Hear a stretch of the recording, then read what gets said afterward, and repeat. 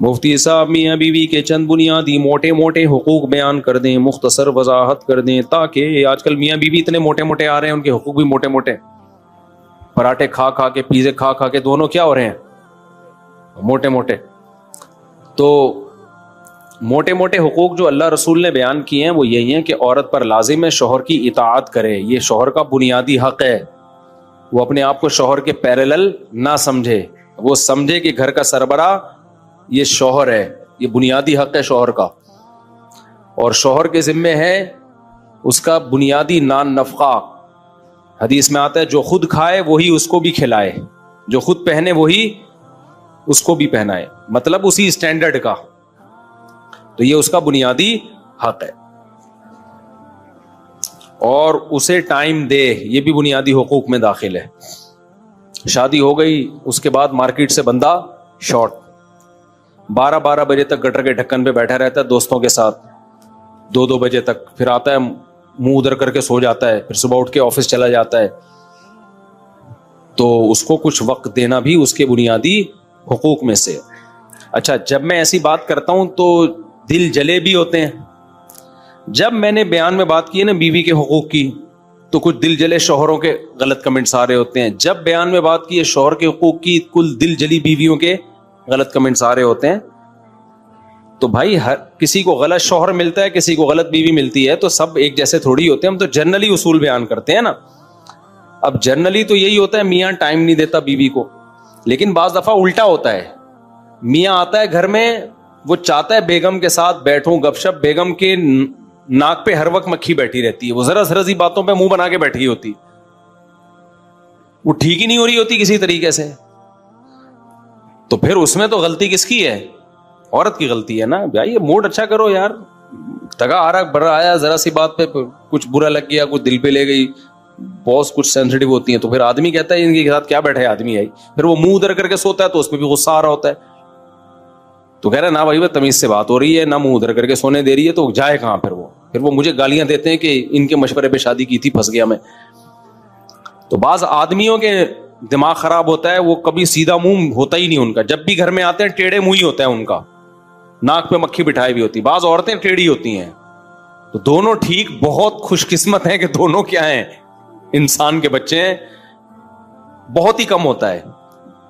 تو اس لیے خود بھی سیدھے ہو جاؤ, اور عورت کو چاہیے وہ بھی کیا کرے بھائی, خوش اخلاقی کے ساتھ گھر میں رہو. چھوٹی موٹی چیزیں ہر گھر میں ہوتی ہیں. بیسک یہی ہے کہ بس وہ اس کو چاہیے پراپر ٹائم دے, اور تمیز سے بات کرے, بیگم کی عزت کرے, اس کو محبت سے بات کرے. اور اس کو چاہیے اطاعت کس کی کرے, وہ منع کر رہا ہے کسی چیز سے تو چونچرا نہ کرے, کیوں بس منع کر دیا, شوہر نے بول دیا, ختم. نہیں بھائی, آپ میرے بڑے ہیں, آپ نے آرڈر کر دیا, میرے لیے یہ کافی ہے. اور شوہر آرڈر والا لہجہ بھی اختیار نہ کرے, باندھی تو نہیں ہے نا, ہے تو بیوی, رسپیکٹ کے ساتھ اس کو محبت سے کہہ دیا کرے, بیگم کائنڈلی یہ چیز مجھے بری لگ رہی ہے, کائنڈلی آپ ایسا نہ کریں, آپ یوں کہہ دیں, یوں نہیں کرو, یہ نہیں کرو, وہ نہیں کرو, یہ طریقہ ٹھیک نہیں ہے. ہوگا پھر بھی کچھ نہیں. نصیحتیں جتنی مرضی کر لو, ہونا وہی ہے جو ہو رہا ہے گھروں میں. زندگی کی گاڑی ایسے ہی چلتی ہے بس. مفتی صاحب میں نے تیسری شادی کی ہے, میری بیوی نے میرا جینا حرام کر رکھا ہے. وہ آئے دن لڑتی ہے اور کہتی ہے کہ یہ تو گھر آ, تجھے پنکھے سے باندھوں گی, تیرا وہ حشر کروں گی. میں کیا کروں, گھر ہی نہیں آؤ, گھر میں پنکھا نکلوا دو, اے سی لگوا دو, کس سے باندھے گی, رسیاں ختم کر دو گھر میں. بھائی یہ دوسری تیسری شادی کے سائیڈ افیکٹ ہیں, بس اس کو انجوائے کرو, خود ہی صحیح ہو جاتے ہیں حالات. ان کی کوئی وہ نہیں ہوتی کہ اس طرح سے ٹھیک ہوں گے. بس یہ ٹائم بہترین مرہم ہے, اس میں بس جذباتی فیصلہ مت کرو. لوگ ایک دم غصے میں جذبات میں آ کے دھڑ طلاقیں, یہ جگلیوں کا کام ہے, سمجھتے ہو. جب شہد کی مکھی سے ڈائریکٹ چھتا لگا کے منہ لگا کے شہد پیو گے تو مکھیاں کاٹیں گی. انجوائے کرو اس کو. تو خود ہی وقت جو ہے نا بہترین مرہم ہے, اس میں جو برداشت کر لیتا ہے وہ جنگ جیت جاتا ہے, سمجھ رہے ہو. وقت بہترین مرہم ہے, اس کو گزارو, ٹائم جتنا گزرے گا حالات سیٹ ہوتے چلے جائیں گے. امریکہ میں منہ بند ہو گیا تھا میرے 4 شادیوں کی, تھک کر کے نا جیل. امریکہ میں 4 شادیوں کی ترغیب میں منہ روک کے میں بیٹھا ہوا ہوں 2 ہفتوں سے. صحیح ہے نا, دیکھو اپنا ممبر, اپنا پاکستان, سبحان اللہ یار, دے دنادن 4 شادیوں کی بات کرو, کوئی پوچھنے والا نہیں ہے. وہاں تو بھائی کیس بن جاتا ہے 2 شادیوں کی ترغیب دو کسی کو. اس لیے جو آتا تھا حضرت کتنی شادیاں کر سکتے, میں کہتا چھاؤں میں آ جا بھائی, ادھر نہیں, چھاؤں میں.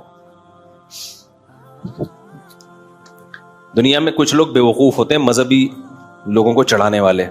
وہ کہتے ہیں ڈنکے کی چوٹ پہ حق بیان کرو جہاں بھی ہو. یہ دنیا میں اس سے بڑا بے وقوف کوئی پیدا ہوا ہی نہیں ہے, جو موقع بے موقع ہر بات پارسل کر دیتا ہو. سمجھتے ہو, تبلیغ کا کبھی بھی یہ اصول نہیں ہے کہ ڈنکے کی چوٹ پہ جو چاہے بول دو. تبلیغ میں ہمیشہ حکمت مصلحت دیکھی جاتی ہے کہ یہ بات یہاں بولنے کی, میں بول دیتا, نکال لیتے, تو جو بولنے کی اور چیزیں تھی وہ بول پاتا. جب ایک بات یہاں بیٹھ کے بول سکتا ہوں تو مجھے کیا ضرورت ہے میں وہیں جا کے ممبر پہ بولوں. جا کے ان کو میں بولوں چھاؤں میں آ جاؤ یا الفلاحیہ آ جانا, یہی بولوں گا, اس کے علاوہ کچھ نہیں بولوں گا. اصل میں ہماری جو ینگ جنریشن ہے نا, اس کو غلط گائیڈ کیا جاتا ہے. میں بول دیتا, مجھے ڈیپورٹ کرتے, میرا کوئی نقصان نہیں تھا, مجھے کیا, میں تو یہیں رہ رہا ہوں. مجھے تو جب میں جا رہا تھا نا, کسی نے کہا آپ سلپ تو نہیں ہو جائیں گے, میں نے کہا وہ پکڑ کے بٹھا بھی دیں گے نا تو میں بھاگ کے آؤں گا, کیونکہ ہمیں بھائی یہی مزہ ہے ہماری زندگی. ہماری مرغیاں یہاں انڈے دے رہی ہیں, وہاں انڈے بولو نہیں دے رہی. ہماری بکری ادھر دودھ دے رہی ہے, وہاں تھوڑی دودھ دے رہی ہے وہ. تو ہمارا تو دل ادھر ہی لگ رہا ہے پاکستان میں. باقی ہم آپ کو منع نہیں کرتے, آپ امریکہ جاؤ, آپ جاپان جاؤ, لیکن ہر ایک کا اپنا اپنا اسٹائل ہے. تو ہمیں تو یہاں زیادہ مزہ آتا ہے. ملک وہ بھی بہت اچھا ہے بھائی, بلکہ بہت چیزوں میں زیادہ ہی اچھا ہے. تو لیکن ایک اصول ہمیشہ یاد رکھو, حق بات چھپانا, غلط بیانی کرنا اسلام میں حرام ہے. کسی کے ڈر سے آپ غلط مسئلہ نہیں بتا سکتے. خوب سمجھ لو کہ گورنمنٹ کا خوف تھا یا آپ کو کوئی اور ڈر تھا تو عالم نے مسئلہ ہی غلط بتا دیا, یہ ناجائز ہے. خاموشی اختیار کرنا یہ جائز ہے کسی مصلحت کی خاطر. سمجھتے ہو, یہ حدیث سے ثابت ہے. تو بے موقع بات, وقت بے وقت بات کر کے ایسی بات کرنا جس سے کوئی فائدہ نہ ہو, نقصان اس کا زیادہ ہو, تو یہ جائز نہیں ہے. ایسی تبلیغ, خاموشی اختیار کرنا جائز ہے, اور یہ حدیث سے ثابت ہے. نبی صلی اللہ علیہ وسلم نے بیت اللہ کی 4 دیواری بڑا کرنے کا ارادہ کیا کہ اس کو تھوڑا سا کھینچ کے آگے لے جائیں, جو ابراہیم علیہ السلام نے جہاں تک بنائی تھی. لیکن آپ نے کہا کہ لوگ نئے نئے مسلمان ہوئے ہیں, وہ یہ سمجھیں گے کہ میں بیت اللہ کی ہیئت کو تبدیل کر رہا ہوں, جو ابراہیم علیہ السلام کی عمارت تھی اس کو تبدیل کر رہا ہوں. حالانکہ تبدیل نہیں کر رہے تھے آپ, تو اسی پہ قائم کر رہے تھے, لیکن آپ نے خاموشی اختیار کی کہ چھوڑ دو ایسے ہی. لوگ کنفیوز ہوں گے, کیوں؟ کلم الناس علی قدر عقولہم, لوگوں سے ان کی عقل کے حساب سے بات کیا کرو. کچھ باتیں ٹھیک ہوتی ہیں لوگوں کی مینٹل لیول سے اوپر کی. اب نبی صلی اللہ علیہ وسلم حکم دیتے کہ بیت اللہ کو حتیم تک لے آئیں, حتیم تک. تبھی ہم طواف حتیم سے باہر سے کیوں کرتے ہیں, پورا بیت اللہ کور ہو جائے. تو آپ اگر حکم دیتے تو جو پرانے صحابہ تھے جن کا ایمان بہت مضبوط تھا وہ تو دل و جان سے مان لیتے. جو نئے نئے لوگ مسلمان ہو رہے تھے, ابھی اسلام پر ان کو 100% اطمینان نہیں تھا, وہ شک میں پڑ جاتے کہ بھائی یہ تو صدیوں سے جو کعبہ چلا آ رہا ہے اسی کو کیا کر رہے ہیں, چینج. اور ایک ابراہیم علیہ السلام سے ان کو محبت بھی تھی, تو کون ہر ایک کو جا کے سمجھاتا نہیں بھائی اصل میں وہ تھا یہ نہیں تھا. تو آپ نے فرمایا چھوڑو, ایسے ہی رہنے دو اس کو. کیوں؟ طواف جو ہے وہ تو پھر بھی ہو ہی رہا ہے نا, پورا وہ تو مکمل ہو رہا ہے, کوئی شرعی مسئلہ تھوڑی اس سے فرق پڑ رہا ہے اس سے. آج تبلیغ میں اس بات کا لوگ خیال نہیں کرتے کون سی بات کدھر کہنے کی ہے اور کون سی بات میں کہاں خاموش رہنا. آپ باپ کو تبلیغ کرنا شروع کر دو, ابا یہ کیا کرو, ابا یہ کیا کرو, ابا کو غصہ آ رہا ہے تو کیا کہا جائے گا, بھائی آپ چپ ہو جاؤ. باپ کو تبلیغ کرنا اس اسٹائل میں آپ کے ذمے نہیں ہے. اب وہ کہے میں حق تو بیان کروں گا چاہے کچھ بھی ہو, ڈنکے کی چوٹ پہ بیان کروں گا, تو ڈنکے کی چوٹ پہ تیرا سر پہ چوٹ لگے گی, تیرے ابا کا ڈنڈا لگے گا, اس کے بعد تو کچھ بیان کرنے کے قابل نہیں رہے گا. سمجھتے ہو؟ ہاں, اس میں یہ ضرور ہے کہ مصلحت میں اور بزدلی میں تھوڑا سا فرق ہے. بعض دفعہ بزدلی کی وجہ سے انسان خاموش ہوتا ہے, اس کو مصلحت کا نام دے رہا ہوتا ہے, اور بعض دفعہ مصلحت کی وجہ سے خاموش ہو رہا ہوتا ہے. لوگ جو اس سے دشمن ہیں وہ اس کو بزدلی کا نام دے رہے ہوتے ہیں. دونوں میں بڑا فرق ہے, سمجھتے ہو؟ بزدلی کی بیس پہ خاموش رہنے کی اجازت نہیں ہے, مصلحت کی بیس پہ خاموش رہنے کی اجازت ہے. بزدل کا مطلب ڈرتا ہے کہ میرے ساتھ یہ نہ ہو جائے, میرے ساتھ یہ نہ ہو جائے, مجھے یوں نہ کر دیا جائے, مجھے یوں نہ. یہ تو جائز نہیں ہے. ایک ہے مصلحت کہ جو کام آپ کر سکتے ہیں اس سے بھی محروم ہو جاؤ گے تو اس سے نقصان دین کو ہوگا. جیسے نبی صلی اللہ علیہ وسلم اگر حکم دیتے کہ نہیں بھائی دیوار کو بڑھا دو, ہم کسی سے نہیں ڈرتے, بھائی بات ڈرنے کی نہیں ہے. جو نئے نئے لوگ اسلام قبول کر رہے ہیں ان کا دین داؤ پہ لگ جائے گا, اس سے نقصان کس کو ہوگا؟ اسلام کو ہوگا. پھر جب اسلام مضبوط ہو گیا, طاقتور ہو گیا, تو پھر خلیفہ نے جب نبی صلی اللہ علیہ وسلم کے دنیا سے جانے کے بعد, خلفائے راشدین کے جانے کے بعد, جو بادشاہ آئے انہوں نے یہ حدیث جب ان کے پاس پہنچی تو انہوں نے بیت اللہ کو حتیم تک بڑھایا. وہی فتنہ ہوا جو کچھ لوگوں نے کہا نبی کے دور میں نہیں تھا, آپ صحیح حدیث دکھا رہے ہیں ان کو. انہوں نے کہا بھائی نبی کے دور میں نہیں تھا, انہوں نے گرا دیا. پھر کوئی بڑھا رہا ہے, کوئی گرا رہا ہے. امام مالک نے فتویٰ دیا بھائی اس کو بڑھانے کی اجازت نہیں, حالانکہ بخاری کی صحیح حدیث ہے کہ یہاں تک ہے, یہاں تک نہیں ہے. لیکن نہیں, امت کی مصلحت کہ ان میں پھوٹ نہ پڑے, یہ سب سے اہم ہے شریعت میں. سمجھتے ہو کہ نہیں سمجھتے؟ آج بعض مذہبی اسکالر کیا کرتے ہیں, کہیں ممبر پہ لے جا کے بٹھا دو, اس علاقے میں پڈا ڈال دیں گے, جا کے ایسے ایسے مسائل بتانا شروع کر دیں گے, لوگوں کی مینٹل لیول سے اوپر کی باتیں, حیات ممات کے جھگڑے اور جو کیا کیا. جو پنجاب میں آپ جھگڑے جا کے دیکھو, عام پبلک حیران ہوتی ہے یار یہ ہو کیا رہا ہے. تو خاموشی اختیار کرنا جائز ہے مصلحتاً, بزدلی کی بیس پہ نہیں. واقعی مصلحت ہو لیکن غلط بیانی شریعت میں جائز بولو نہیں ہے. اور دوسری بات, مصلحت اور بزدلی میں باریک لائن ہے. بعض دفعہ مصلحت ہوتی ہے, لوگ اس کو بزدلی سمجھ رہے ہوتے ہیں کہ یہ مولوی ڈرتا ہے. بھائی ڈرتا نہیں ہے, مصلحتاً خاموش ہے. کیوں؟ بہت ساری مصلحتیں ہو سکتی ہیں. تو لوگ کہتے ہیں ڈر گیا, ڈر نہیں رہا ہوتا وہ. اور بعض دفعہ ڈر رہا ہوتا ہے, اس کو نام کیا دے رہا ہوتا ہے؟ مصلحت کا. یہ بھی ہوتا ہے, اصل میں ڈر رہا ہے تو نام اس کو مصلحت کا دے رہا ہوتا ہے. تو یہ فرق کرنا صاحب حکمت کا کام ہوتا ہے. تبھی اللہ تعالیٰ نے قرآن میں جس نعمت کو سب سے بڑی نعمت قرار دیا ہے نا, وہ ہے حکمت. یؤتی الحکمت من یشاء, جس کو چاہتا ہوں حکمت دیتا ہوں. یہ حکمت یہی تو ہے کہ آپ کو پتہ چل جائے تکبر اور استغنا میں فرق, آپ کو تواضع میں اور احساس کمتری میں فرق پتہ چل جائے. استغنا الگ چیز ہے, تکبر میں انسان اکڑتا ہے, استغنا میں بھی اکڑتا ہے. لیکن استغنا کی اکڑ اللہ کو پسند ہے, تکبر کی اکڑ اللہ کو پسند بولو نہیں ہے. دونوں میں فرق ہے. ایک ہے تواضع, ایک ہے احساس کمتری. تواضع اللہ کو پسند ہے, بعض دفعہ تواضع نہیں ہوتی, احساس کمتری کی وجہ سے مرا جا رہا ہوتا ہے, زمین میں گڑا جا رہا ہوتا ہے. وہ سمجھتا ہے میں بہت متواضع ہوں. متواضع تھوڑی ہے تجھے تو تیرے اللہ جو اللہ نے صلاحیتیں دی ہیں, کمبخت تجھے انہی کا ہی پتہ نہیں ہے, تو کچھ دنیا میں کر ہی نہیں سکتا. ابھی ان پہ میں تواضع کسے کہتے ہیں, احساس کمتری کسے کہتے ہیں, تکبر کسے کہتے ہیں, استغنا کسے کہتے ہیں, مصلحت اور بزدلی, یہ الگ الگ مستقل ٹاپکس ہیں. اترانا الگ چیز ہے, شکر گزاری الگ چیز ہے. بعض دفعہ انسان اپنی نعمتیں لوگوں کے سامنے بیان کر رہا ہوتا ہے, وہ اترا نہیں رہا ہوتا, وہ شکر گزار ہوتا ہے. یہ عمل اللہ کو پسند ہے, لیکن یہی بیان کرنا بعض دفعہ اترانا کہلاتا ہے, فخر کہلاتا ہے. یہ اللہ کو پسند نہیں ہے.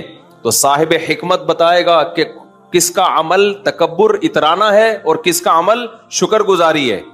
ہمارے حضرت مفتی رشید احمد صاحب جب آ کے بیٹھتے مجلس میں, تو جو آدمی ان کے مزاج سے واقف نہیں تھا نا, وہ جب اپنی تعریفیں کرتے تو نیا آدمی سمجھتا ان کے اندر تو بڑے اترا رہے ہیں, بھائی میرے اندر یہ خوبی, میرے اندر یہ خوبی, مجھے اللہ نے یہ دیا. تو وہ سمجھتے شو مار رہے ہیں. ہم چونکہ ان کی صحبت میں رہ چکے تھے, ہمیں پتا تھا شو نہیں مار رہے ہیں, ان کے مزاج میں شو ہے ہی نہیں. ان کے مزاج میں اللہ نے شکر گزاری کا جذبہ دیا ہے. نہیں آ رہی، یہ زیادہ پیچیدہ ہو گیا، اب دوبارہ آ رہا ہوں واپس، زیادہ گاڑا ہو گیا میرا خیال ہے بیان. تو یہ ہر چیز میں نا ایک الگ الگ ٹاپک ہے یہ. تو خیر میں جو مثال دے رہا تھا کہ ایک آدمی بیان کر رہا ہے 99 چیزیں غلط، ایک چیز صحیح. تو کوانٹٹی کے لحاظ سے غلط باتیں زیادہ ہیں، صحیح باتیں کم ہیں. دوسرا بیان کر رہا ہے 99 صحیح ایک غلط. تو لوگ دیکھتے ہیں یار 99 باتیں تو صحیح کر رہے ہیں نا، چلو ایک غلط کر رہا ہے کوئی بات نہیں. بھائی یہ کسی کو جانچنے کا طریقہ بولو نہیں ہے.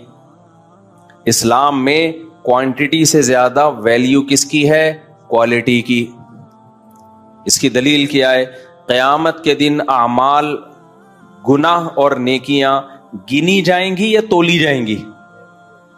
بولو بھائی. جو زیادہ نیکیاں لایا ہے جنت میں جائے، ایسا ہونا چاہیے؟ کیا خیال ہے؟ جو کم نیکیاں لایا ہے جہنم میں جائے؟ نا نا نا نا نا. اللہ نے کہا نہیں، زیادہ اور کم کی تو میں نے بات ہی نہیں کی ہے. یہ جو زیادہ لے کر آئے گا 99 نیکیاں اور ایک گناہ لایا تو 99 نیکیاں ہیں، چل بھائی جا جنت میں، ایک گناہ ہے تو چل بخش دیا. اور جو لایا 99 گناہ اور ایک نیکی، اس کو کہاں جانا چاہیے؟ بلکہ 51 نا. بھائی اللہ میاں یوں فرما دیتے کہ جو زیادہ نیکیاں لائے گا وہ جنت میں، جو زیادہ برائیاں لائے گا وہ کہاں؟ جہنم میں. یہ معیار ہونا چاہیے تھا نا. تو پھر جو 51 نیکیاں اور 49 گناہ لایا، اسے کہاں جانا چاہیے؟ منہ سے یعنی بول لیں چاہیے نا، 51 نیکیاں اور 49 گناہ، کیونکہ اس کی نیکیاں زیادہ ہیں، گناہ کیا ہیں؟ کم ہیں. تو جو اسکالر 99 صحیح باتیں کر رہا ہے، ایک غلط کر رہا ہے، اسے بھی جنت میں جانا چاہیے نا. کیا خیال ہے بھائی صاحب؟ میں کوئی چارٹرڈ اکاؤنٹنٹ کے ایکویشنز تو نہیں حل کروا رہا آپ سے بیٹھ کے نا، سیدھی سیدھی مثالیں دے رہا ہوں بھائی. تو جو 99 نیکیاں لایا ہو ایک گناہ، اسے کہاں جانا چاہیے؟ جنت میں، کیونکہ نیکیاں زیادہ ہیں، گناہ کیا ہیں؟ کم ہیں. لیکن اللہ میاں کے ہاں یہ معیار نہیں ہے. اللہ میاں نے یہ نہیں فرمایا جو زیادہ نیکیاں لائے گا وہ جنت میں، جو زیادہ گناہ لائے گا وہ جہنم میں. نا نا نا. اللہ میاں نے فرمایا فمن ثقلت موازینہ، جس کی نیکیوں کا پلڑا جھک گیا، وزنی ہو گیا، چاہے ایک ہی نیکی ہو. بعض دفعہ ایک ہی نیکی اتنی بھاری ہوگی، اور جس کے گناہوں کا پلڑا جھک گیا، پلڑے پر ہوگا، سمجھتے ہو؟ پلڑے پر ہوگا حساب کتاب. اب اس میں مبہم رکھ دیا کہ بھائی ایک گناہ ہو سکتا ہے وزنی بہت ہو سکتا ہے، وہی ساری نیکیوں کو کھا کے ختم. اور ایک نیکی ہو سکتا ہے ایسی خاندانی وزن، ویٹ اتنا ہو کہ سارے زندگی کے گناہوں کو اژدہے کی طرح کھا کے ختم. تو اس سے پتا چلتا ہے بھائی جو اسکالر 99 غلط باتیں کر رہے ہیں، ایک صحیح کر رہے ہیں، تو اس کا مقابلہ اس سے نہیں کرانا جو 99 صحیح کر رہا ہے ایک غلط. نا نا نا. دیکھنا ہے کہ وہ جو ایک غلط ہے اس کا ویٹ کتنا ہے. اگر 99 صحیح ہے، ایک غلط ہے، لیکن وہ غلط بہت وزنی ہے، تو وہ ایک غلط بھی اس اسکالر کے گمراہ ہونے کے لیے کافی ہے. تو جب بھی جناب غامدی صاحب کہیں نا کہ مشقت کی وجہ سے روزہ چھوڑ سکتے ہیں، تو ان سے بولے ٹھیک ہے سفر میں اگر ٹینشن نہ ہو تو پھر چھوڑ سکتے ہیں کہ نہیں چھوڑ سکتے. ابھی دیکھو ہوا کیا ہے. میں امریکہ سے آ رہا تھا نا، تو ہمارے ساتھ تھے ایک دوست میرے. میں نے کہا اس دفعہ ہم خاندانی روزہ رکھے گا سفر میں، خاندانی روزہ. انہوں نے کہا یہ کیا ہے بھائی؟ اب ہم امریکہ سے اڑے ہیں کراچی کی طرف، تو سورج کے مخالف سمت میں ہم جا رہے ہیں. سمجھ میں آ رہی ہے نا بات؟ سورج کے مخالف سمت میں دن رات بہت اسپیڈ سے چینج ہو رہا ہے. میں نے کہا زندگی کا مختصر ترین روزہ رکھتے ہیں ہم، ثواب پورا ملے گا، گارنٹی ہے. ٹھیک ہے نا؟ کیونکہ دن بہت چھوٹا ہو رہا ہے نا. ابے سورج کی کیا ہو گیا؟ سورج ادھر کو جا رہا ہے، آپ ادھر کو جا رہے ہیں، تو جلدی جلدی صبح صادق بھی جلدی ہوگی، ظہر بھی جلدی، عصر بھی جلدی، مغرب بھی جلدی. تو میں نے کہا ہم روزے کا ثواب کیوں ضائع کریں بھائی. اب جب ہم شکاگو سے اڑے، وہاں صبح کے 5 بج رہے تھے، 5 بجے صبح صادق تھی. ہم جب راستے میں پہنچے ہیں تو شکاگو کے ٹائم کے مطابق 12 بجے صبح صادق ہوئی ہے. یعنی ہم تو 8 بجے اڑ گئے نا, تو 12 بجے میں نے کہا کھڑکی سے باہر جھانکنا نہیں, ہم یہی سمجھیں گے ہم شکاگو میں ہی ہیں, امریکہ میں ہی ہیں. گھڑی امریکہ کے حساب سے تھی. رات 12 بجے میں نے کہا بھائی ہم سحری کر کے نیت کر لی روزے کی, صبح 10 بجے ناشتے میں روزہ افطار ہوگا ہمارا. رات کو تو سونا ہی تھا, جہاز میں تھوڑا اونگی رہا ہوتا ہے نا آدمی. میں نے کہا یوں سمجھو کہ رات 12 بجے ہم ڈنر کر رہے ہیں اور صبح ناشتہ کریں گے 10 بجے, تو یہ ڈنر آپ سحری کی نیت سے کرو اور صبح 10 بجے ناشتہ آپ نے افطاری کی نیت سے کرنا ہے. تو صبح ہم نے اپنے دماغ کو امریکہ کے حساب سے بے وقوف بنایا تاکہ روزہ بھی ہو اور آسانی سے روزہ ہو جائے. وہ الگ بات ہے کہ صبح 10 بجے ہم دبئی ایئرپورٹ پہ تھے جہاں مغرب کی اذانیں ہو رہی تھیں, گھڑی میں نے چینج نہیں کی, ہم نے کہا ہم یہی سمجھے گا ہم 10 بجے کھا رہے ہیں. تو وہ کہہ رہے یہ کون سا روزہ ہوا؟ میں نے کہا ثواب پورا ملے گا. کہ روزہ کیا؟ پھر میں نے کہا دیکھو ہم نے نمازیں بھی تو ٹھکا ٹھک 5 نمازیں پڑھی ہیں نا, ورنہ اتنی جلدی جلدی نمازیں کہاں آتی ہیں بھائی. تو اللہ میاں اگر ہم سے بولے کہ میں تمہیں روزے کا ثواب نہیں دے رہا, یہ کون سا روزہ ہوا, تو ہم کہیں گے اللہ پھر نماز کیوں فرض کی تو نے ہمارے اوپر؟ یہ کون سی نماز ہوئی؟ 13 گھنٹے میں 5 نمازیں آتی ہیں کیا؟ ابے کیا ہو گیا؟ 13 گھنٹے میں 5 نمازیں نہیں آ سکتی, ہماری آئی ہیں کیونکہ ہم سورج کے مخالف جا رہے ہیں, ٹھک ٹھک نمازیں آ رہی ہیں. تو جب 5 نمازوں کا اللہ ہمیں فرض قرار دے رہا ہے, چھوڑنے پر گناہ دے رہا ہے ان 5 نمازوں کے چھوڑنے پر, تو روزہ رکھنے پر ثواب کیوں نہیں دے گا بھائی وہ؟ تو یہ پیکج ہے بہترین روزہ رکھنے کا. ایک صاحب کیا ہوا, یہ جس کو فقہ پڑھا ہوا ہو نا وہ کرے گا یہ عمل. بھئی اللہ تعالیٰ نے جب ایک اصول بنا دیا تو ہم اس اصول کے پابند ہیں. اب جو لوگ روزہ رکھ کے توڑ دیتے ہیں, گناہ کیا انہوں نے. رمضان کا روزہ توڑنے کا کفارہ کتنا ہے؟ 60 روزے لگاتار. کتنے؟ علماء کہتے ہیں دسمبر میں رکھو, جون میں رکھنے کی بولو.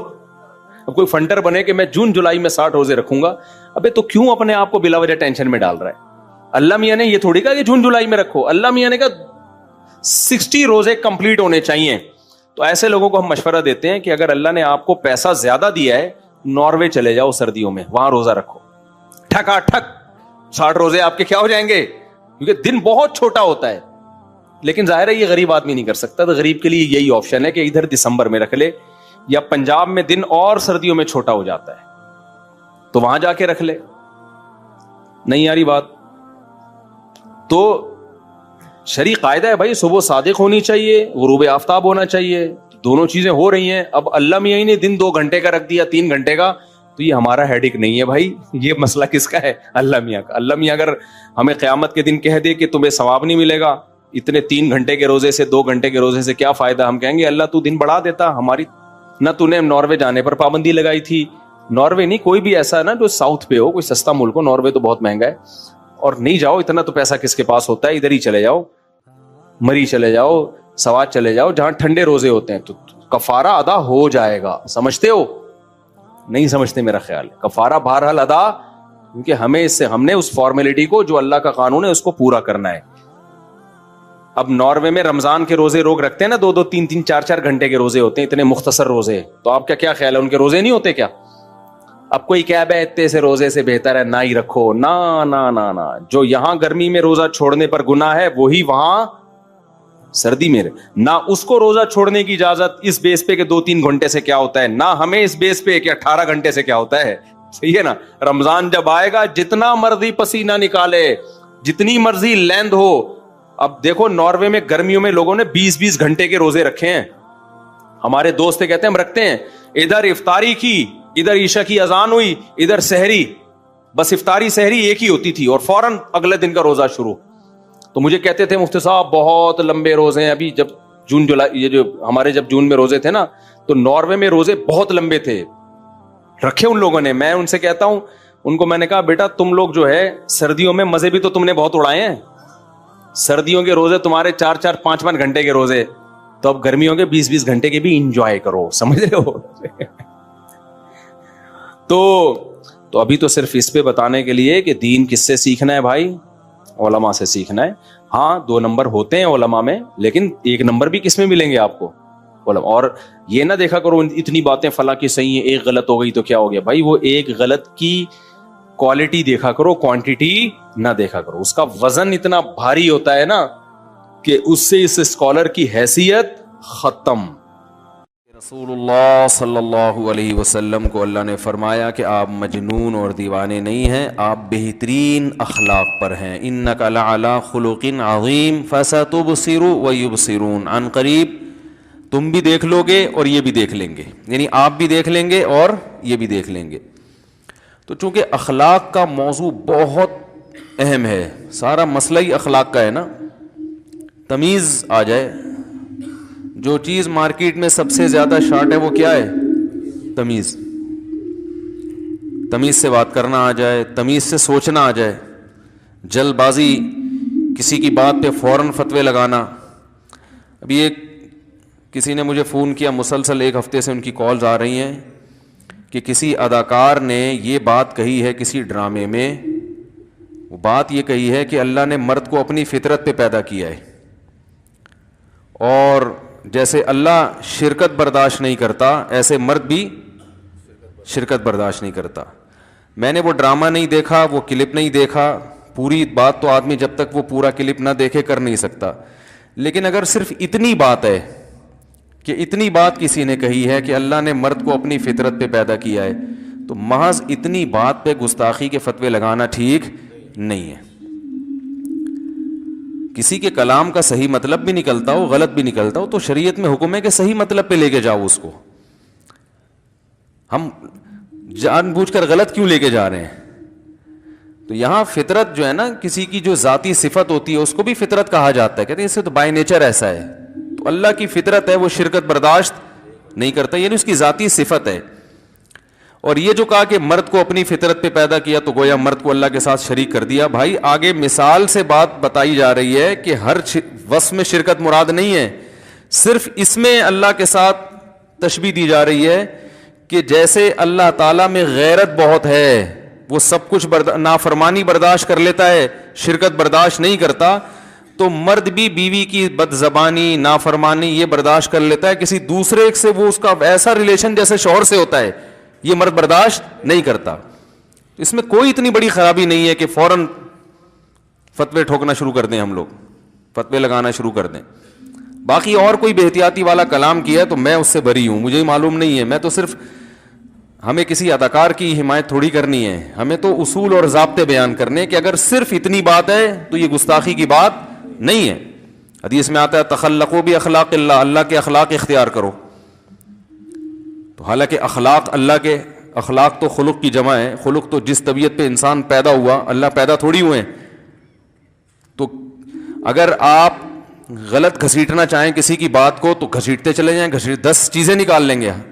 صحیح بات بھی کوئی کر رہا ہوگا نا، اس کو بھی غلط لے جا سکتے ہو. تو اخلاق کا مطلب کیا ہے کہ اللہ تعالیٰ جواد ہے، کریم ہے، معاف کرنے والا. تو یہ صفات اپناؤ. حدیث میں آتا ہے ان اللہ جمیل یحب الجمال، اللہ جمیل ہے تو تمہیں بھی جمیل دیکھنا چاہتا ہے. تو کیا مطلب؟ آپ نے اللہ کو بھی جمیل کہہ دیا، مخلوق کو بھی جمیل بننے کی ترغیب دی. کیا مخلوق اللہ جیسا بن سکتی ہے؟ بھائی صفت جمال میں بتایا جا رہا ہے کہ، تھوڑی سی آواز آہستہ کریں، صفت جمال میں بتایا جا رہا ہے کہ اللہ جیسا بنو. اور جمال کی صفت میں بھی اتنی صفت نہیں آئے گی جتنی اللہ میں ہے. اللہ کے جمال کی تو کوئی انتہا ہے ہی نہیں. تو یہاں بھی اللہ جب شرکت برداشت نہیں کرتا، وہ غیرت تو بہت اعلیٰ درجے کی ہے، مخلوق اس کے برابر نہیں پہنچ سکتی. تو غیرت میں تشبیہ دی جا رہی ہے، اور وہ تشبیہ بھی صرف غیرت میں دی جا رہی ہے، غیرت کی کوانٹٹی یا کوالٹی میں نہیں دی جا رہی ہے.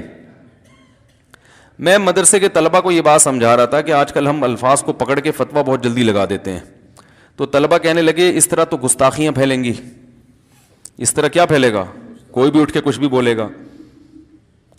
تو میں نے کہا کوئی بھی اٹھ کے کچھ بھی بولنا یہ پابندی ہے نا، اسلام اس کو پسند نہیں کرتا نا، کوئی بھی اٹھ کے کچھ بھی بول دے. تو جب کوئی شخص ایسے الفاظ کہہ رہا ہے جس کا اچھا مطلب بھی برا مطلب بھی، تو کوئی بھی اٹھ کے کچھ بھی بول کے اس کو گستاخ کہہ دے، یہ بھی تو برا عمل ہے کہ نہیں ہے؟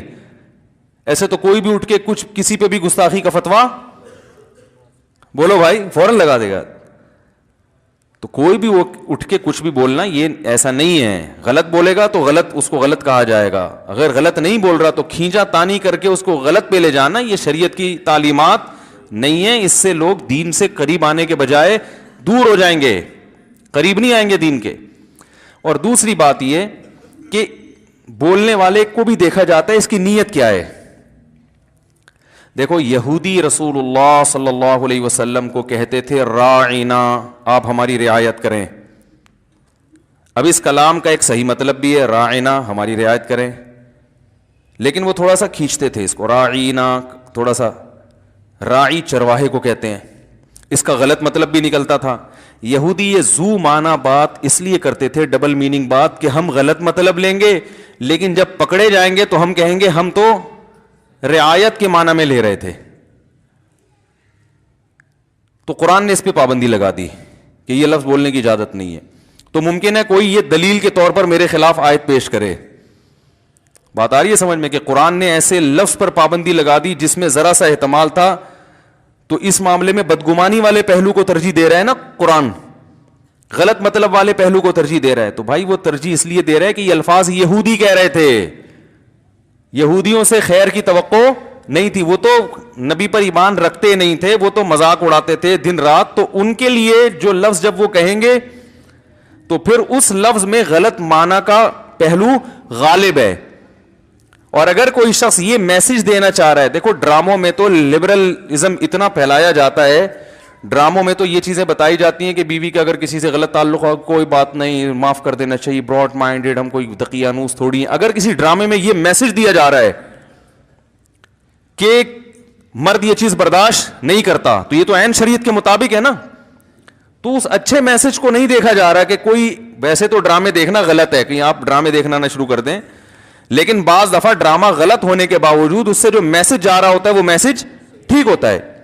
تو میسج تو ٹھیک جا رہا ہے نا, یہ کہ غیرت کا ماحول کریٹ کیا جا رہا ہے جو کہ ڈراموں میں ہوتا نہیں ہے. تو اس پہلو کو ترجیح کوئی نہیں دے رہا کہ یار پہلی دفعہ کوئی ایسا ڈرامہ ہے جس میں یعنی یہ دکھایا جا رہا ہے کہ مرد بیوی کی کسی اور کے ساتھ شرکت برداشت نہیں کرتا, تو تھوڑا غیرت کو پروموٹ کی. پورا ڈرامہ ہو سکتا ہے پورے ڈرامے میں اس کی آخر میں وہی بے غیرتی پھیلائی جا رہی ہو, مجھے نہیں پتا, میں نہ اللہ کی قسم میں نے یہ ڈرامہ دیکھا ہے, لیکن میں تو اصول کی بات کرتا ہوں نا. اصول آپ کیسے, جب تحقیق نہیں ہے تو باتیں کیوں کر رہے ہو؟ اس مسئلے کی تو تحقیق ہے نا, حقیقت کیا ہے جو لوگ بیان کر رہے ہیں وہ میں بتا رہا ہوں کہ لوگوں سے ہم نے یہ سنا ہے کہ اس بات کو پکڑ رہے ہیں, تو صرف اتنی بات پکڑنے کے لائق نہیں ہے. اس ڈرامے میں اور اگر کوئی خرافات ہیں یا آخر میں آ کے غلط میسج دیا جا رہا ہے تو وہ ذمہ دار ہیں اس کی, میں کبھی بھی اس کی حمایت نہیں کر رہا. تو آج بہت معاملہ یہ سنگینی بڑھتی چلی جا رہی ہے, اس سے بہت معاملہ خراب ہوگا, بتا رہا ہوں میں. نفرتیں پھیلیں گی, اس سے لبرل لوگ دین کے قریب آنے کے بجائے دور ہو جائیں گے, بولیں گے بھائی یہ تو بولنے نہیں دیتے, کچھ بات نہیں کرنے, ہم اچھا میسج بھی دے رہے ہیں تو یہ اتنا زیادہ اس پہ سختی کرتے ہیں کہ ہمیں بولنے پر پابندی لگا دی ان لوگوں نے. تو یہ تو ہمیں احادیث میں اس طرح کی چیزیں ملتی ہیں. رسول اللہ صلی اللہ علیہ وسلم نے فرمایا جب کوئی بندہ نیک عمل کرتا ہے, یہ جو یوٹیوب پہ میں ایک فتنہ کے خلاف بہت زیادہ بولا کرتا تھا نا پہلے, ان کی خرابی یہی تو ہے کہ وہ علماء کی کتابوں سے نا الفاظ پکڑ پکڑ کے فتوے ٹھوک رہے ہیں, تو کوئی معاشرے میں اس سے پازیٹیوٹی نہیں پھیل رہی. اب جس مسلک کے عالم کے خلاف فضول بکواسات کی, وہ مسلک والے اپنے عالم کا دفاع کر رہے ہیں. بھائی یہ چیز ہی غلط ہے. ایک عالم اگر عالم دین ہونا ثابت ہو گیا, نیک ہونا ثابت ہو گیا, تو اس کی الفاظ کا صحیح مطلب بھی نکلتا ہے, غلط تو کس پہ محمول کریں گے؟ ہاں اگر واقعی کوئی صحیح مطلب نکلتا نہیں ہے تو پھر اس کے خلاف اس کو بتایا جائے گا تمیز کے دائرے میں کہ یہ غلط ہے, غلط کو غلط کہا جائے گا, صحیح کو صحیح کہا جائے گا. تو آج یہ بہت ہو رہا ہے. تو رسول اللہ صلی اللہ علیہ وسلم نے کیا فرمایا, جب کوئی بندہ نوافل کی کثرت کرتا ہے, نیک اعمال کی کثرت کرتا ہے, تو آپ صلی اللہ علیہ وسلم نے فرمایا اللہ اس کا ہاتھ بن جاتے ہیں جس سے وہ پکڑتا ہے, اللہ اس کی آنکھیں بن جاتے ہیں جس سے وہ دیکھتا ہے. اب ہم اس دور میں اگر آج کوئی ایسی یہ حدیث اگر ہمارے سامنے نہ ہوتی اور کوئی بزرگ سمجھانے کے لیے یہ مثال دے دیتے, اور یہ مثال بالفرض حدیث میں نہ ہوتی, اس دور کے کوئی بزرگ یہ مثال دیتے تھے, بھائی جو آدمی نیکی کرتا ہے تو اللہ اس کا ہاتھ بن جاتا ہے, اللہ اس کے پاؤں بن جاتا ہے, اللہ اس کی آنکھیں بن جاتا ہے. فتوے لگتے کہ نہیں لگتے؟ او بھائی تو اللہ کو آنکھیں بنا رہا ہے, آنکھ تو مادی چیز ہے, اور انسان کی آنکھ سے تشبیہ دے رہے, اور ایسی تشبیہ کہ پوری آنکھ ہی بنا دیا, ناک بنا دیا, کان بنا دیا, اور انسانوں میں تو چرسی بھی ہیں, ہیروئنچی بھی ہیں. چلو وہ نیک بن جائیں گے لیکن ماضی تو ان کا برا تھا نا. تو بتنگڑ بنانا چاہو تو بیٹھے بیٹھے بنا سکتے. اور اگر کامن سینس استعمال کرو, صحیح سمت میں سوچو, پازیٹیوٹی معاشرے میں پیدا کرو, تو بھائی تشبیہ ہمیشہ کسی خاص وصف میں دی جاتی ہے, اور اس وصف میں بھی علی وجہ الکمال مراد نہیں ہوتا کہ یہ وصف پورا اس میں پایا جاتا ہے, کسی ایک جز میں تشبیہ دی جاتی ہے تو اللہ اس کی آنکھ بن جاتا ہے. کیا مطلب؟ وہ اللہ کی مرضی کے خلاف دیکھتا نہیں ہے, وہ اللہ کی مرضی کے خلاف یعنی پورا کنٹرول اللہ کا آ جاتا ہے اس کے کان پر. تو میں طلبہ کو آج یہ بات سمجھا رہا تھا, تو طلبہ نے کہا کہ بھائی پھر سیدھا سیدھا یوں کہہ دیتے کہ اللہ نے مرد کو اپنی فطرت پہ پیدا کیا کہ بجائے اور آسان الفاظ استعمال کر کے یوں کہہ دیا جاتا کہ جیسے اللہ شرکت برداشت نہیں کرتا تو مرد بھی. تو میں نے کہا یہ ایسا ہی ہے کہ جیسے کوئی آدمی کہے زید شیر ہے, زید کوئی بہادر آدمی تھا تو آپ نے اس کو تشبیہ دی کس سے؟ شیر سے. آپ نے کہا زید تو شیر ہے. اب زید تپ گیا نا غصے میں, بولے تم نے مجھے شیر کہا, شیر تو درندہ ہے, تشبیہ دینی تھی تو کم از کم کسی درندے سے تو نہ دیتے, وہ تو چیر پھاڑ کرنے والا حرام جانور. تشبیہ دینی تھی حلال جانور, تو حرام جانور ہے, چوہے بھی کھاتا ہے اور مردار بھی کھا جاتا ہے اور اس کی تو دم بھی ہوتی ہے. اب آپ پریشان کہ یار یہ تو گستاخی ہو گئی ہے. تو آپ زید سے پوچھتے ہیں بھائی میں تو تعریف میں نے یہ الفاظ کہے ہیں کہ جیسے آپ میں بہادری ہے ایسے ہی جیسے شیر بہادر ہوتا ہے نا, شیر کا مطلب بہادر. تو زید کہہ رہا ہے بھائی پھر ایسا لفظ گول مول بولنے کی ضرورت کیا تھی جس میں گستاخی کا پہلو نکلتا ہے؟ تو سیدھا سیدھا یہی کیوں نہیں کہہ دیا کہ میں شیر کی طرح بہادر ہوں؟ تو وہ کہہ سکتا ہے کہ اگر میں کہتا نا شیر کی طرح بہادر ہوں, اول تو تشبیہ علی وجہ الکمال جبھی ہوتی ہے جب بہادری کا لفظ جو وجہ تشبیہ ہے نا وہ ہٹا کے پورا پورا شیر قرار دے دیا جائے. سامنے والے عقل مند ہوتے ہیں, وہ خود سمجھ جاتے ہیں کہ شیر سے شیر مراد نہیں ہے, اتنا پاگل یہ نہیں ہے کہ عین شیر قرار دے دے, یعنی اتنا بہادر ہے گویا شیر ہی ہے یہ. تو یہ تشبیہ بلاغت کی جبھی بنے گی جب عین اس جیسا قرار دے دیا جائے. وہ سامنے والے عقل مندی میں خود سمجھ جائیں گے کہ یہ شیر تو ہے ہی نہیں ہے, تو کامن سینس کی بات ہے, شیر کہاں سے ہو گیا یہ. اب وہ کہہ رہے کہ شیر کے بجائے ڈائریکٹ یوں کہہ دیتے کہ شیر جیسا بہادر ہے, تو آپ کیا کہہ سکتے ہیں کہ پھر اس میں بھی تم عیب نکال لیتے. شیر جیسے بہادر کا مطلب یہ ہوتا ہے ظاہر شیر جیسا بہادر تو میں ہوں نہیں, شیر تو اس میں تو ٹھیک ٹھاک بہادری ہوتی ہے, تو بھائی یہ تو جھوٹ ہو گیا. تو کیا کہے گا, آپ کیا کہیں گے بھائی نفس بہادری میں تشبیہ ہے کہ تمہاری بہادری لوگوں کے سامنے یہ بتانا کہ یہ معمولی بہادر نہیں ہے, عام لوگوں سے زیادہ ہے. ہاں شیر جتنا نہیں ہے, لیکن تشبیہ میں شیر سے اس لیے دے رہا ہوں درمیان میں حرف تشبیہ بھی حذف کر دیا کہ شیر جیسا بھی نہیں بولا میں نے, بلکہ عین شیر ہے, یہ تو شیر ہے بھائی, ساڈا شیر ہے, پنجاب میں کہتے ہیں نا وہ فلاں تو ساڈا شیر ہے. تو نتیجہ کیا نکلے گا, آپ ممکن ہے بحث میں تو ہار جاؤ. پھر وہ کہہ کے پھر یہی کہنے کی کیا ضرورت تھی, سیدھے یہ بول دیتے کہ تم بہادر ہو, زید کیا ہے بہادر ہے, یہ شیر کو درمیان میں لانے کی ضرورت کیا تھی؟ تو آپ کیا بولو گے بھائی تم فسادی ہونے کے علاوہ ہم تو تعریف میں ایک بات کر رہے ہیں, تمہیں کیڑے نکالنے کا شوق ہے. ہم تو تعریف میں مبالغہ ایک بات کو لغت جو ہے نا حقائق کو نہیں دیکھتی, لغت محاوروں کو دیکھتی ہے کہ اس کا مفہوم لیا کیا جاتا ہے, یہ کیا لیا جا سکتا ہے, تبھی اس میں مبالغہ کیا جاتا ہے. مبالغہ شیر ہے بھائی شیر ہے, اب خود ہی سامنے والے سمجھ جائیں گے شیر کا مطلب کیا ہے. تو آپ کہو گے بھائی اگر اتنی احتیاط کی ضرورت ہے تو پھر تو ہم آپ کی تعریف, پھر تو پورے مجاز تو کلام سے نکل جائے گا. ویسے جس کو بہادر کہنا ہوگا یہ کہنا پڑے گا یہ آدمی بہادر ہے, میری معلومات کے مطابق اب تک کی مستقبل کا مجھے پتا نہیں ہے, کیونکہ اگر وہ ورنہ وہ یہ بھی فتویٰ لگ جائے گا کہ بہادر صفت تو لازمی ہے, تو گویا تم سے یہ بھی مترشح ہو رہا ہے کہ آئندہ بھی بہادر رہے گا. یہ سارے احتمالات نکل سکتے ہیں. تو اس سے کیا ہوگا بھائی, معاشرے میں کوئی خیر پھیلے گی؟ تو ہر ایک کی بات کا صحیح مطلب بھی نکلتا ہے, غلط بھی نکلتا ہے. تو وہ کہہ رہے ہیں کہ مرد کی فطرت ہے, اللہ نے اس معاملے میں مرد کو غیرت مند بنایا, یہ مطلب ہے بس. جیسے اللہ شرک برداشت نہیں کرتا تو مرد بھی شرک برداشت نہیں کرتا. اس پر ایک اشکال ہو سکتا ہے کہ یہ شرکت تو عورت بھی برداشت نہیں کرتی. یہ ایک ویسے ایک نارملی ہٹ کے نا کہ کوئی یہ کہہ سکتا ہے یہ کلام ہی غلط ہے. بھائی عورت کہاں سوکن برداشت کرتی ہے, عورت برداشت کر لے گی میاں کے کسی سے تعلقات ہوں, تو جو اداکار ہے نا ایکٹر, اللہ کی قسم مجھے اس کا نام بھی معلوم نہیں ہے. کیا آپ کہیں کہ یہ اب ڈراموں فلموں کو بھی پروموٹ کر رہے ہیں یہاں بیٹھ کے؟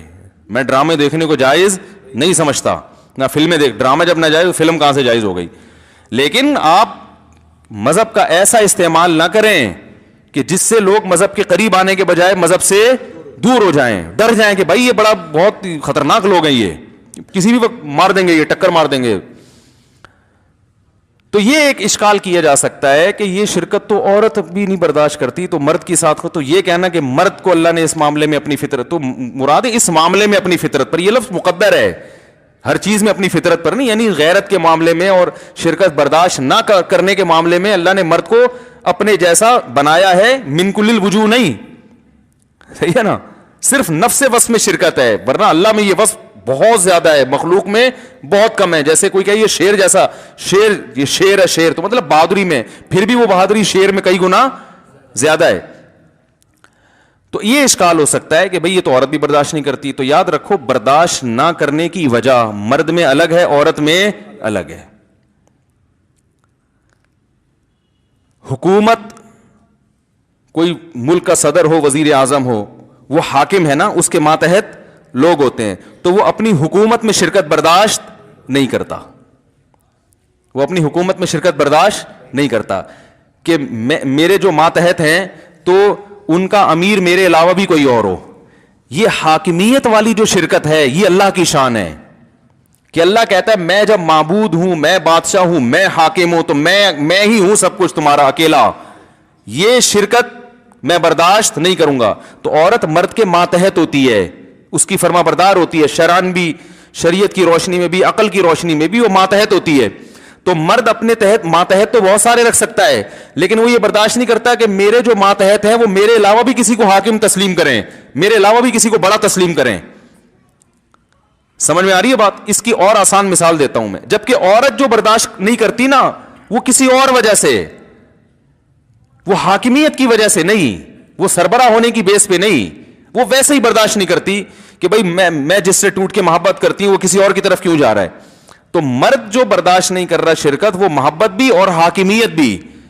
اس کی مثال ہے, جیسے دیکھو بچے کسی کے بہت سارے ہو نا, تو باپ کی ایک کی طرف میلان زیادہ ہو تو دوسرے بچے بھی جیلسی کا شکار ہوتے ہیں کہ ابا اس کو زیادہ فری کیوں کرا رہے ہیں, ابا تو ان کے بھی جتنے ہمارے بھی اتنے ہی ہیں. تو بچے تو یہ چاہیں گے ابا 100%, جیسے یعقوب علیہ السلام کے جو بیٹے تھے نا, انہوں نے یوسف علیہ السلام کو کنویں میں ڈال دیا جیلسی میں.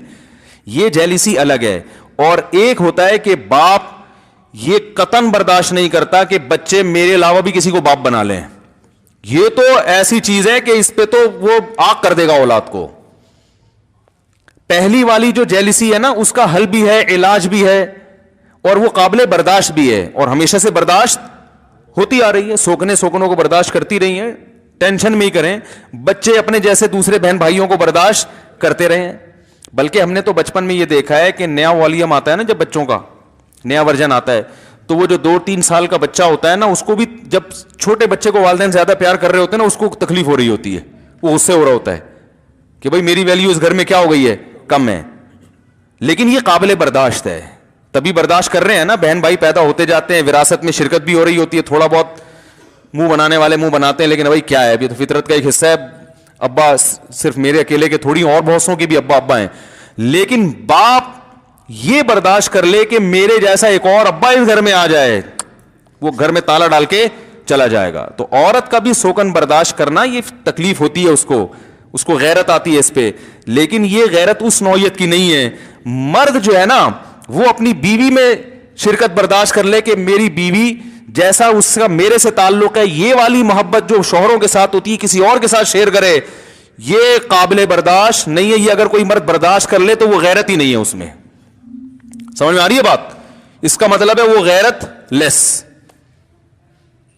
دیکھو رسول اللہ صلی اللہ علیہ وسلم سے زیادہ غیرت کسی میں ہو سکتی ہے, اور آپ کی ازواج سے زیادہ, لیکن آپ کی ازواج نے سوکنوں کو برداشت کیا, حالانکہ ان کو بھی تکلیف ہوتی تھی. حضرت زینب نے حلوہ بنا کے بھیجا, حضرت عائشہ نے حلوہ توڑ دیا کہ میری باری میں دوسری بیوی مداخلت کیوں کر رہی ہے. آپ نے فرمایا غارت امکم, تمہاری ماں کو غیرت آ گئی. صحابہ سے فرمایا غیرت آئی کہ بھائی سوکن کی مداخلت برداشت, یہ بھی غیرت ہے نا, بھائی میرا میاں تو میرا ہی ہونا چاہیے, اور میری باری ہے تو دوسری کیوں اس میں مداخلت کر رہی ہے. لیکن اس کا تصور بھی نہیں, یہ پھر بھی برداشت ہو گئی نا, حلوہ توڑ دیا, پلیٹ توڑ دیا آپ نے, اس کو بیٹھ کے جوڑ دیا, زمان ڈال دیا امی عائشہ پر, یہ نارملی چل رہا ہے, یہ سب یہ قابل برداشت ہے اور ہمیشہ سے اسلامی معاشرے میں برداشت ہوتا آ رہا ہے. لیکن یہ کہ اتنا زیادہ معاملہ خطرناک ہو جائے کہ ایک عورت کا ایک میاں ہو تو اس کے ساتھ وہ دوسرے کو بھی اپنے جو محبت شوہر سے کرتی ہے وہی محبت کسی اور کے ساتھ بھی شروع کر دے, تو یہ حاکم جو ہے نا, حاکم جب اپنے جیسا حاکم دیکھتا ہے تو پھر حاکم اسے قتل کرنے کی سوچتا ہے, اسے راستے سے ہٹانے کی سوچتا ہے, اور یہ بغاوت میں آتی ہے یہ چیز. دیکھو آپ کسی حکومت کے تحت رہتے ہو, آپ کا ایک بادشاہ ہے, سعودی عرب کی مثال لے لیں, رعایا ہے نا بہت ساری, ایک بادشاہ ہے, عرب ملکوں میں بادشاہت ہے نا, تو ایک بادشاہ ہے. اب اگر عوام میں کوئی اٹھ کے کہے محمد بن سلمان کو کہ جیسے آپ میرے بادشاہ ہیں تو وہ بھی میرا بادشاہ ہے, تو یہ محمد بن سلمان یہ برداشت کرے گا جملہ؟ وہ کہے گا بھائی اس کا علاج کیا ہے, یہ تو بغاوت میں آ رہا ہے. ایسا ہی ہوتا ہے نا, تو بغاوت کا کیس چل جاتا ہے. تو میں نہیں کہہ رہا بیوی کو بغاوت میں مار دیں آپ, لیکن اس سے تشبیہ دے رہا ہوں کہ یہ ناقابل برداشت ہے. سمجھنے کے نہیں سمجھ رہے. تو اسی وجہ سے مرد کو اللہ نے زیادہ شادیوں کی اجازت دی, عورت کو اجازت نہیں, کیونکہ مرد کیا ہوتا ہے؟ حاکم, امیر, سربراہ. حاکم کا مطلب یہ نہیں کہ عورت اس کی غلام ہے, حاکم کا مطلب جیسے ہم حکومت کے ماتحت ہیں نا, حکومت کے غلام تھوڑی ہم, عوام بادشاہ کی غلام تھوڑی ہوتی ہے, بادشاہ کی ماتحت ہوتی ہے. تو ایسے ہی عورت مرد کے ماتحت ہے. تو ماتحت کثرت سے ہو سکتے ہیں, سربراہ ایک ہی ہوتا ہے. نہیں یار یہ سمجھ میں تو رہنا, تو کرنا تم نے وہی ہے جو تمہاری سمجھ میں آ رہا ہے. میں صرف نظریے کانسیپٹ کلیئر کر رہا ہوں, میں آپ کو 4 شادیوں کی ترغیب نہیں دے رہا, کانسیپٹ کلیئر کر رہا ہوں. کیونکہ بہت سے لوگ یہ بھی اعتراض کرتے ہیں کہ عورت کو 4 شادیوں کی اجازت کیوں نہیں ہے, مرد کو کیوں اجازت ہے. بھائی عورت ماتحت ہے تو ماتحت تو زیادہ ہوں, یہ قابل فخر ہے. بھائی جس بادشاہ کے ماتحت زیادہ ہوں تو فخر کرے گا نا, لیکن آپ کے امیر زیادہ ہوں یہ قابل فخر نہیں ہے, یہ غیرت کے خلاف ہے. یہ غیرت کے خلاف ہے. آپ کے 2 بادشاہ ہیں تو لوگ کہیں گے نا ایک سے بھی ڈھنگ سے محبت نہیں کر سکتے. بادشاہوں والی محبت ایک کو دی جاتی ہے, سربراہ والی محبت ایک کو دی جاتی ہے, امیر ایک کو بنایا جاتا ہے, خدا ایک ہوتا ہے, صحیح ہے نا, معبود ایک ہے. اور اسی میں عورت کے لیے سکون بھی ہے. سکون عورت کا اس میں نہیں ہے کہ اس کے میاں ایک سے زیادہ ہوں, یہ سکون نہیں, بے سکونی ہے. کیونکہ سربراہ جب ایک ہوتا ہے نا تو پھر اس کو راضی کرنا آسان ہوتا ہے, محبت کرنا آسان ہوتا ہے. سربراہ جب ایک سے زیادہ ہوں تو یہ ذلت کی بات ہے, یہ عزت کی بات نہیں ہے کہ آپ پر کئی لوگ مسلط ہیں, یہ ذلت کی بات ہے. امیر ایک ہی ہوتا ہے, یہ عزت کی بات ہے. آپ اگر بتاؤ ہمارا ایک وزیر اعظم ہے, ہمارا ایک صدر ہے, ایک چیف آف آرمی اسٹاف ہے, یہ فخر ہے. اگر ہم کسی ملک میں جا کے کہ ہمارے تو 15 چیف آف آرمی اسٹاف ہیں, بولے گا بھائی تمہارا تو بیڑا غرق ہو گیا, تمہیں کیا پتا کہ کس کے حکم کو فالو کرنا ہے. کبھی اس کے تو عورت شوہر کے ماتحت ہے تو 2 میاں ہوں گے تو پس جائے گی بیچاری چکی میں. وہ کہے گا یہ کرو, وہ کہے گا یہ کرو, وہ کہے گا یہ کرو, وہ کہے گا امی کے یہاں نہیں جانا, وہ کہے گا امی کے یہاں جانا ہے, تو پاگل ہو جائے گی نا وہ. اسی وجہ سے حضرت حکیم الامہ مولانا شرف علی تھانوی رحمہ اللہ تعالیٰ نے لکھا ہے کہ جنت میں مرد کو حوریں تو زیادہ ملیں گی, عورتوں کو شوہر ایک ہی ملے گا جنت میں بھی. اب اس پہ بعض خواتین کہتے ہیں مردوں کے اتنے مزے, عورت کا ایک شوہر. تو بھائی جنت کیونکہ مزے اور عزت کی جگہ ہے نا, تو عورت کی عزت ایک شوہر میں ہی ہے. زیادہ ہوتے تو یہ ذلت ہوتی, تو یہ جنت نہیں, یہ تو جہنم بن جاتی اس کے لیے. اور مرد کے لیے فخر کیا ہے کہ اس کے ماتحت بولو بھائی زیادہ ہوں, تو جنت میں 70 حوریں دی جائیں گی, فخر کرے گا, جہنمیوں کو کہے گا ٹھیک ہے نا کہ دیکھو تم زنا کیا کرتے تھے, ہم نے حلال پر اکتفا کیا, نظر کی حفاظت کی, نماز کی پابندی کی, آج دیکھو کتنی بڑی تعداد اللہ نے بیویوں کی, سب ہماری ہیں, ساری اپنی ہیں. تو فخر ہے. اور عورت اس پہ فخر نہیں کرے گی کسی جہنمی خاتون سے کہ دیکھو تم برائی سے بچتی نہیں تھی اور برائیاں کرتی تھی تو تمہیں تو کچھ بھی نہیں ملا اور ہمیں 15 شوہر ملے ہیں یہاں پہ تو وہ جہنم والی بولے گی بھائی جہنم میں تو ہے صحیح ہے نا. تو یہ اسلام دین فطرت ہے, دین فطرت اللہ التی فطر الناس علیہا, یہ اللہ کی وہ فطرت ہے جس پر اللہ نے انسانوں کو پیدا کیا ہے. وہ میں بار بار وہ واقعہ ایسے موقع پہ سناتا ہوں, چھوڑو پھر رہنے دو, بھی پھر بہت زیادہ ہو جائیں گے تو پھر اصل ٹاپک سے ہم رہ جائیں گے. تو یہ بھی میرے بھائی اخلاق میں داخل ہے, خلق میں داخل ہے. کسی کی بات کو صحیح مطلب بھی نکل رہا ہے, غلط تو تمیز سے صحیح مطلب نکال لو, خاص طور پر اس صورت میں جب وہ میسج صحیح دے رہا ہو, جو میسج وہ ڈلیور کر رہا ہے وہ عین اسلام کے مطابق غیرت کو پروموٹ کر رہا ہے. ڈرامے میں آگے غیرت کو پروموٹ, غیرت کی بات ہے یا نہیں, غیرت کو پروموٹ کر رہا ہے کہ بھائی یہ نہیں ہو سکتا. اگر کر رہا ہے, نہیں کر رہا تو جو کر رہا ہے پھر وہ جانے بھائی. تو کہاں سے کہاں بات چلے گئی, انک لعلی خلق عظیم.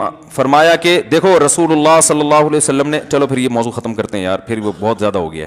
وَإِنَّكَ لَعَلَىٰ خُلُقٍ عَظِيمٍ فَسَتُبْصِرُ وَيُبْصِرُونَ. فرمایا کہ عن قریب ان کو بھی پتہ چل جائے گا, آپ کو بھی, کہ کون اخلاق کے عظیم مرتبے پر قائم تھا اور کون پاگل اور دیوانہ تھا. یہ جو یہ لوگ پاگل دیوانے مجنون ہیں, اور آج ثابت ہو گیا. کوئی نام لیتا ہے ابو جہل کا, ابو لہب کا, ولید ابن مغیرہ, عتبہ ابن ولید, ان سرداروں کا جو یہ نبی کو تانے دیا کرتے تھے, سب کے قصے ختم. اب ہم ان کہتے ہیں بیوقوف تھے, سید الانبیاء کو انہوں نے دیکھا, ہم 1400 سال بعد بغیر دیکھے ایمان لا رہے ہیں. یہ دن رات کم بخت معجزے دیکھ رہے تھے, اور اپنے سامنے پیغمبر کو انہوں نے دیکھا, اور دیکھ رہے تھے کیسے اسلام دنیا میں غالب ہو رہا ہے, پھر بھی دنیا پرستی نے ان کو حق سے غافل کیا. تو اللہ فرماتے ہیں ان قریب پتہ چل جائے گا, اور الحمدللہ پتہ چل گیا.